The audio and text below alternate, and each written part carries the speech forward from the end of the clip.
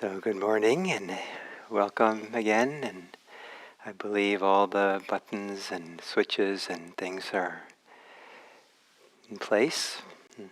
I was away for 3 weeks teaching a 3-week retreat at our Insight Retreat Center, and that was quite wonderful, and I'm still somewhat with me. And this week I'll be teaching something that came from that retreat. So for me, it's a little bit of a continuation of the retreat, and for you, maybe a little kind of taste of the teachings from that retreat. And so one of the invaluable personal states for doing meditation is confidence. And of course, confidence is not easy to come to. And so maybe a different word from the ancient tradition might be helpful, and that is certainty. To meditate with certainty. And the core thing, certainty, that the tradition emphasizes is not exactly what you do, but how you do it. We do our practice with confidence. We do our confidence focusing on practicing in a way that benefits us, that nourishes us, and to have certainty about the value of doing that, as opposed to maybe unconsciously having certainty of the value of doubting oneself, or criticizing oneself, or feeling inadequate in some kind of way. The rumination, the repetition of thoughts and attitudes toward ourselves that undermine what we're doing can be quite pervasive and difficult. And the idea is to come to a way, understanding the teaching in such a way that even in the simplest way, that no matter what the background, what the past experiences we have, we can have some confidence in the value of showing up in a clear way for this moment, for this experience. However the past expresses itself in this moment, it's this moment that we want to have confidence in how we meet it. To meet it in a way that does not undermine ourselves, does not deflate us. And so to sit with evoking some inner strength, some inner certainty in the value of seeing, knowing what's happening here and now in a way that is not deflating, that is maybe even nourishing or meaningful. So assuming a meditation posture, and this idea of sitting with certainty or confidence can begin with a posture.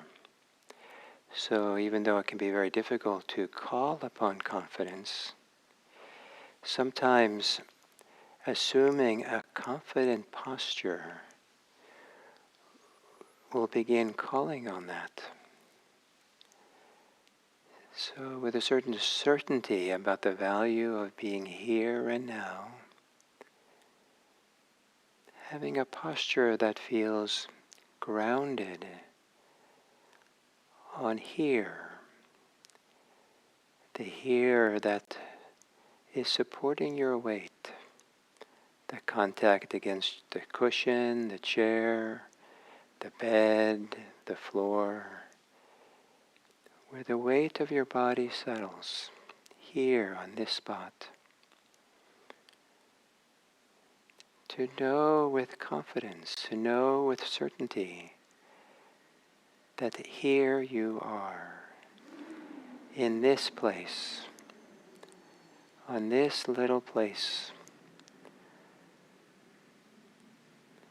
that supports your weight.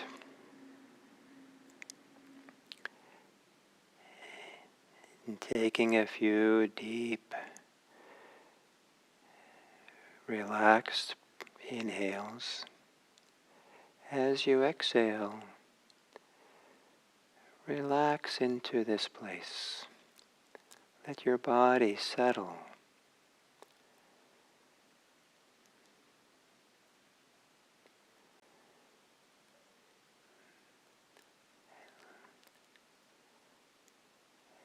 As you breathe in, let the filling of the lungs also be a filling of yourself with confidence in the simplicity of being here now.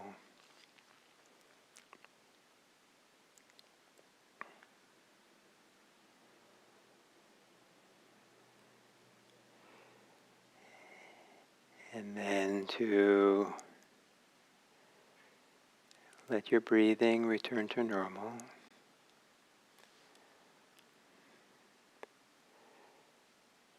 And there's a way of relaxing the body where there's a confidence or certainty in the value of softening in the body, that this is a good thing, that this is a way to be more here in your body. As you exhale, to soften the muscles of your face.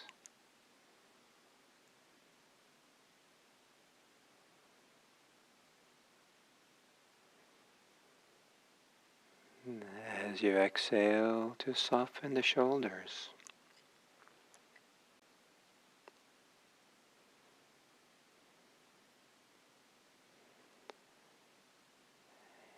Exhaling, softening the belly.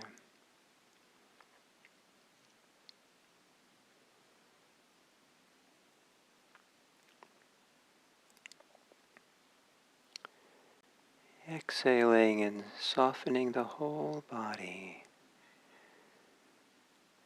Relaxing any ways in which you're bracing yourself against life.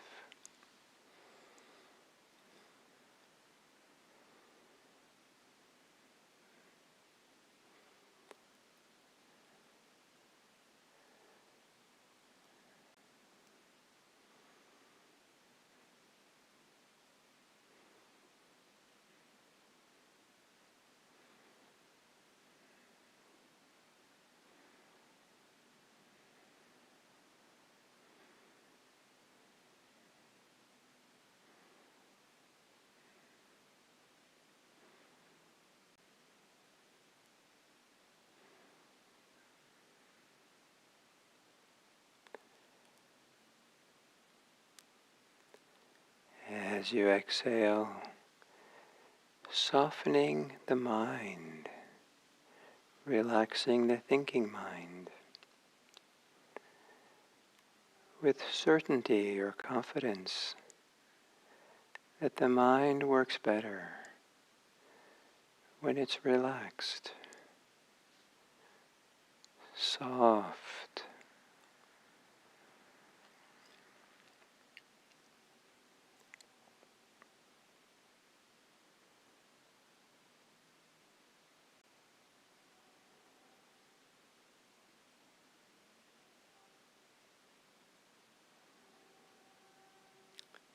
And then to settle into your breathing.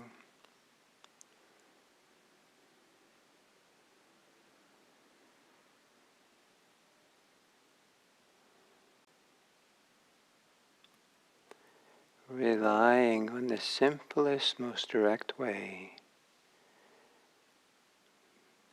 that you can feel your body breathing. If it's difficult to feel your breathing, you might put your hand on your belly or your chest to feel the movements there.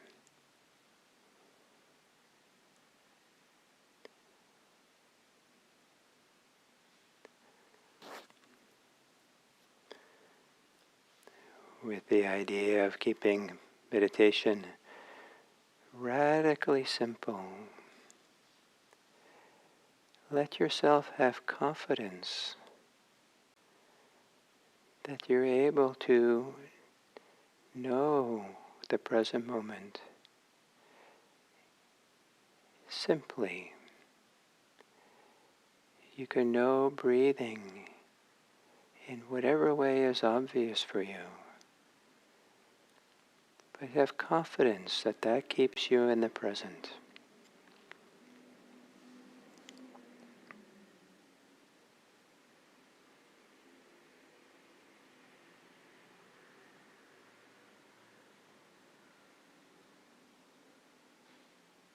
Knowing, feeling the body breathing.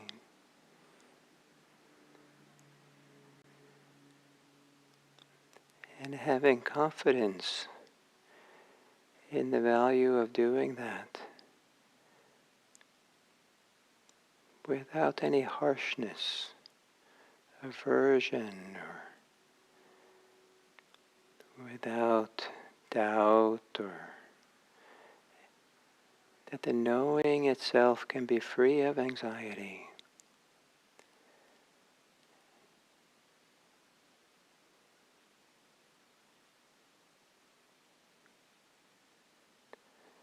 Find a way to know simply,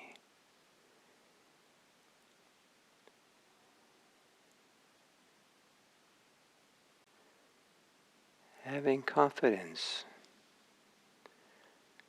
in the value of the simple knowing of the present.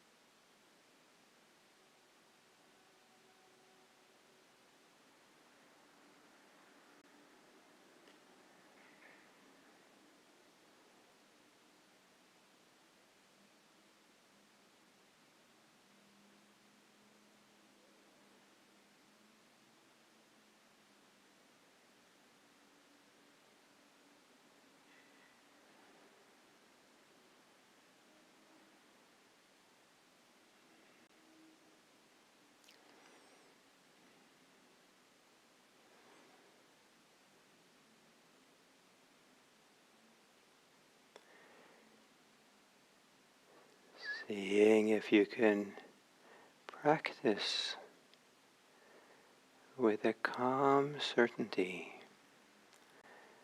with a calm assurance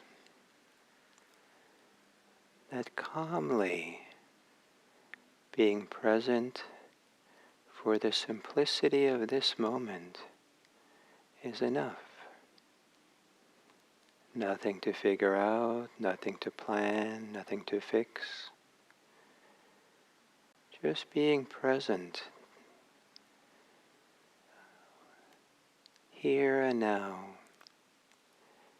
in a kind way, in a non-critical way, in a way that doesn't deflate. To be mindful in a way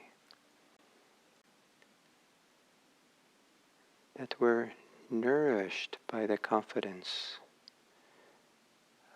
in simple knowing.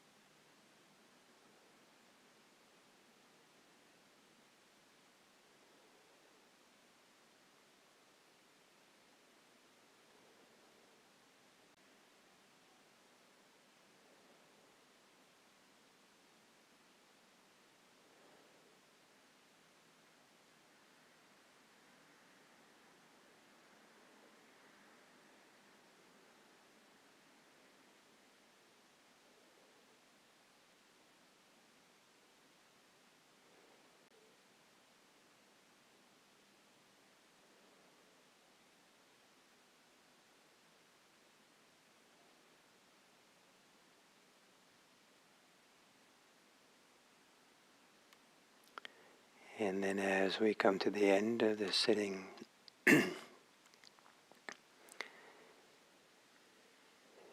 take a gentle, deeper breaths, to feel and sense here and now, to find a way to sense and feel and know here and now in a simple, gentle way, simple, kind way.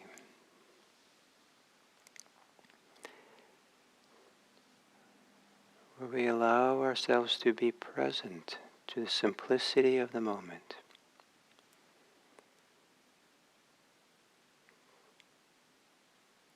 Maybe calmly, and in a way that feels good for our whole system, our whole nervous system. Just here, allowing ourselves to be the way they are, the way we are. Confident in this value of simply knowing.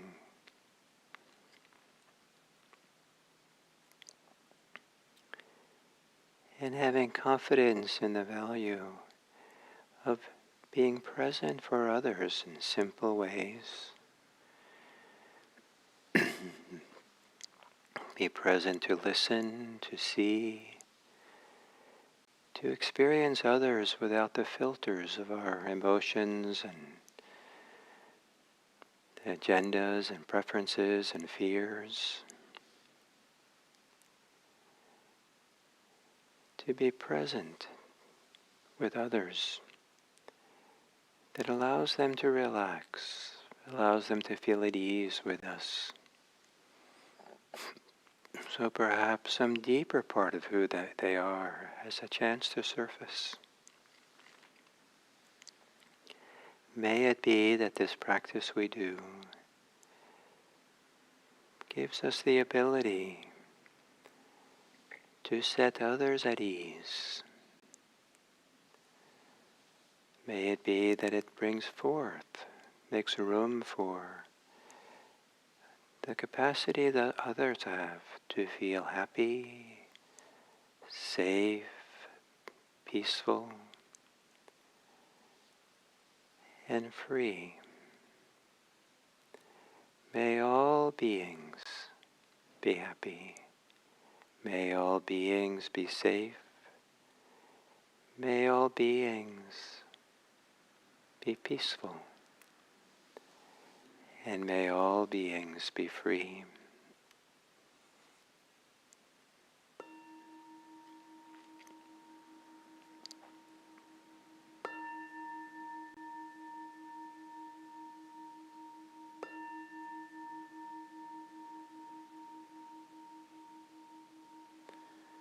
Thank you.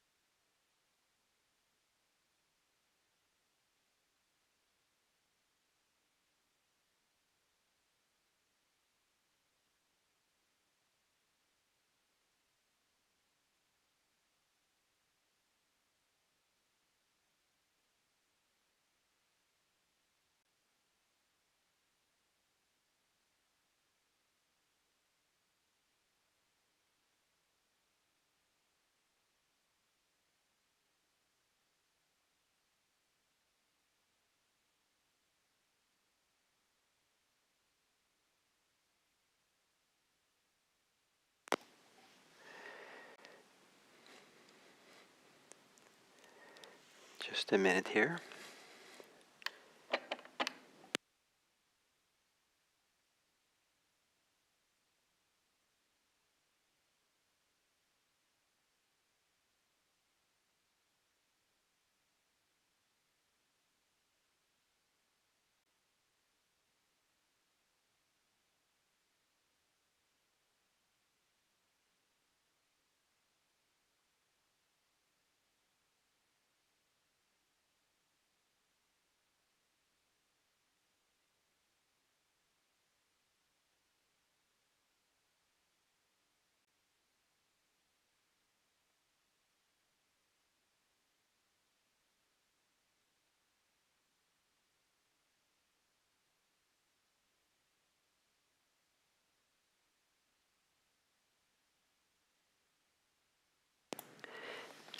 So again, being rusty from this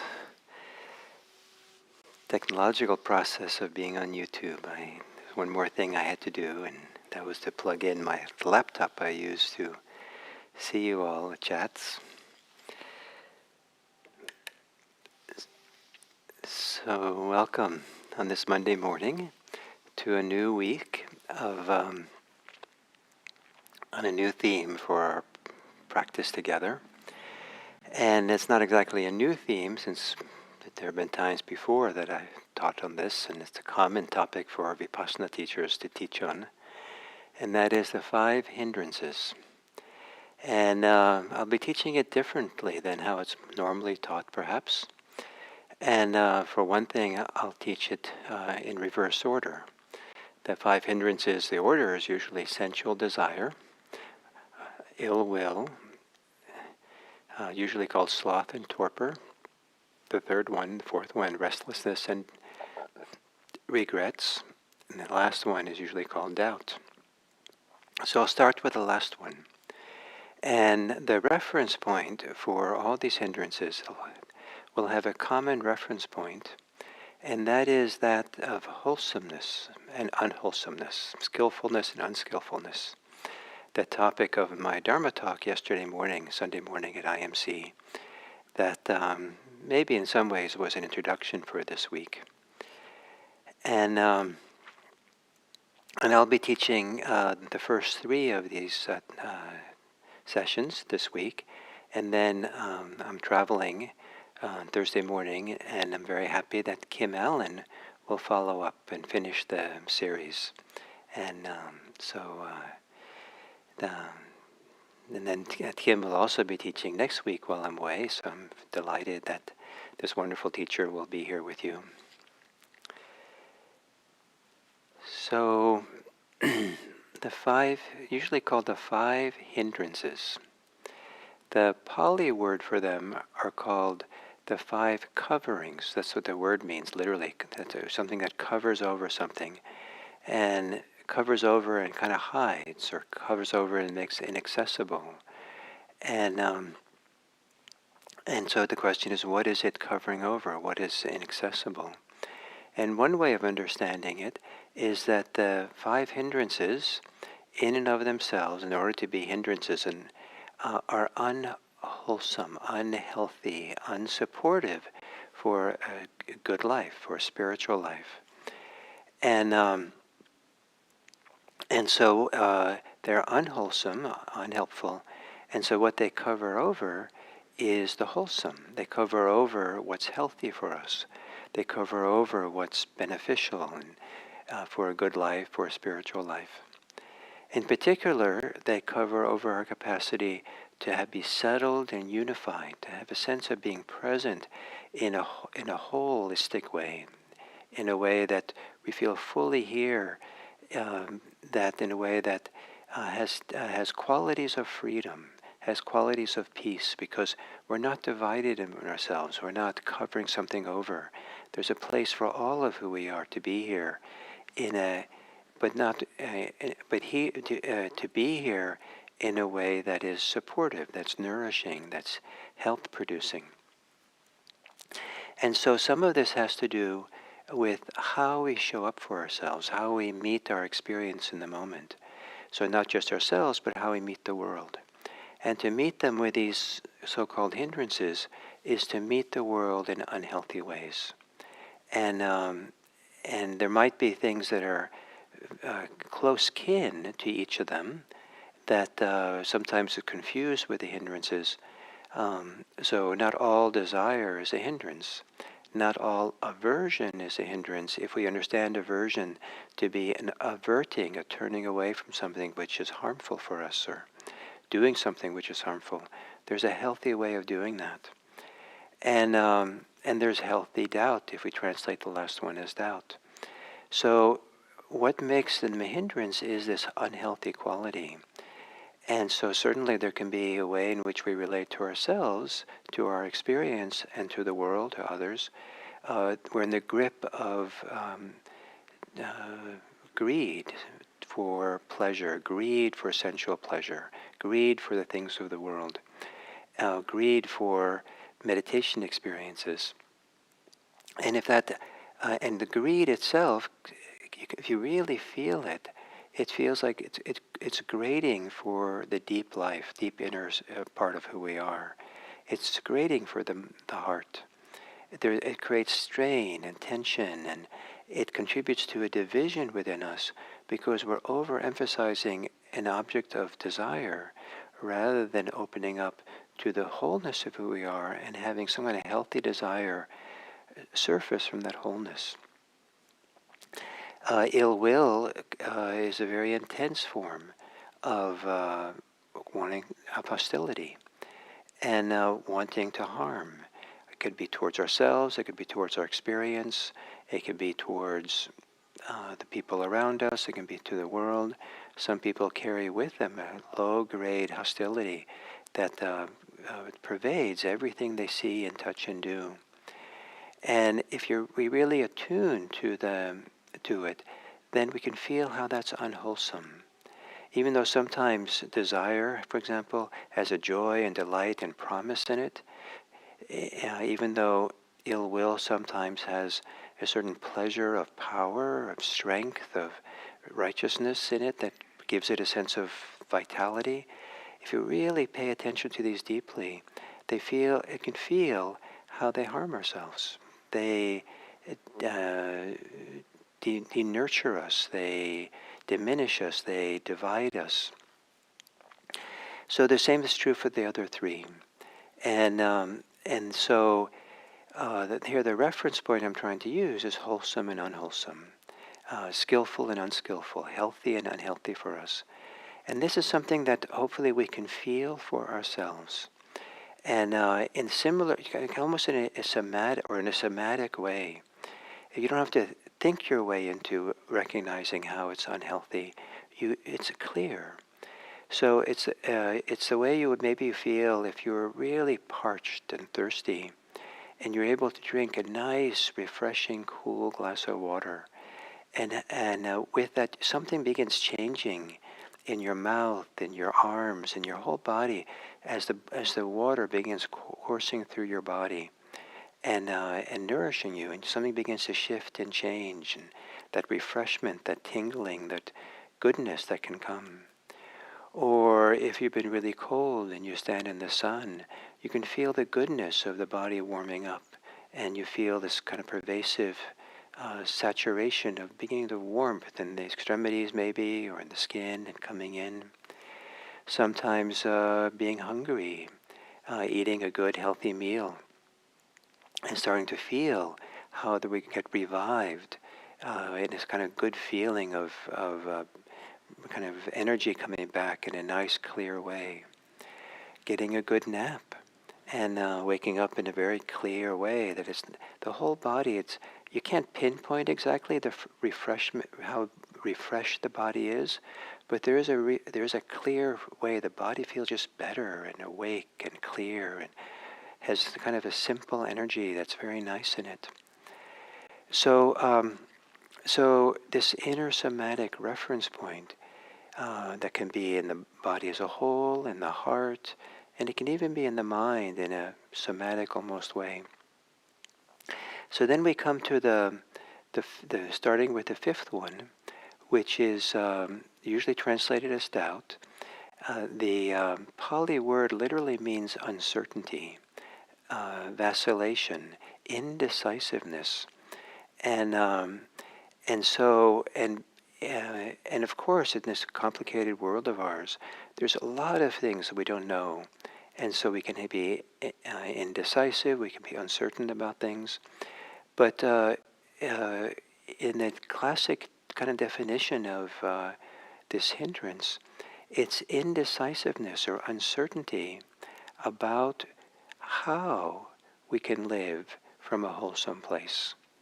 So there might be many things we don't know what to do, many things we don't understand, but how we are with the uncertainty of life, the ordinary uncertainty, we meet it with certainty that we see the value of coming from a wholesome place, coming from a healthy place from us within. And so the letting go of uncertainty, the challenges of living an uncertain, tentative life, and indecisive life, not committing to anything, and certainly having doubt about what to do and not to do, can be quite draining, quite debilitating. And sometimes it freezes people to, not act at all and do anything for a long period of time. But the idea as a hindrance is to turn more deeply in, because as a practitioners, there's always something healthy we can do.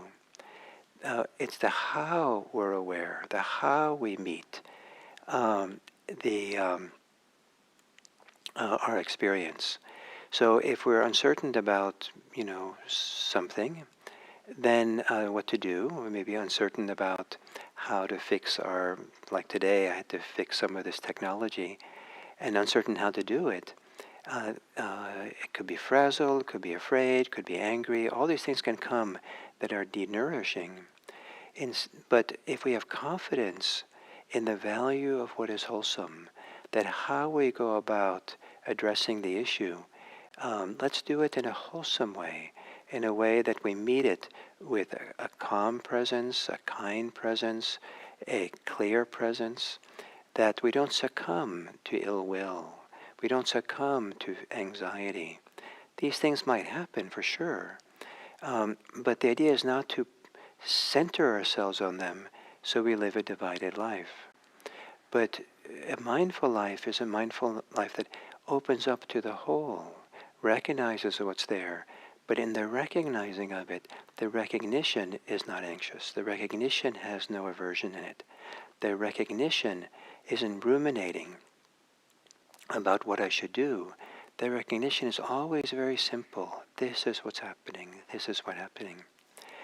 And I can't tell you how many times in my life I've been uncertain about what to do, and rather than being caught up in walking around in circles trying to figure out something in a way that didn't actually allow for the creativity and the intelligence to work properly, I've gone to sit down to meditate. And sometimes just meditating for 10 minutes enough for me, that then the mind begins to organize, gather, settle, be here. And there's, in that calm, settled mind, then that I have confidence in, then I can find my way better with the issues of my life. So to let go of uncertainty, the uncertainty of how to be, how to show up, and to then the Buddha says, having let go of uncertainty, one dwells, having overcome uncertainty. Without indecision about wholesome states, one cleanses the mind from ruminating about how one should respond, how one should do things. Ruminating, but one has confidence in the wholesome, the how we meet the simplest way what's here. Even if we don't know in the bigger picture what needs to be done, we can always be confident about the value of not diminishing ourselves, not undermining ourselves, deflating ourselves by an unwholesome way of relating to what is difficult. So thank you. And tomorrow's hindrance will be restlessness and regrets, anxiety and regrets, and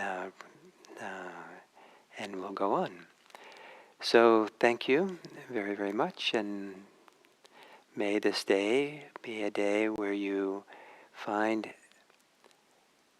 a way to be certain, to be confident in showing up, how you meet the situation, and rather than getting swept away by the uncertainty that you might have. So thank you, and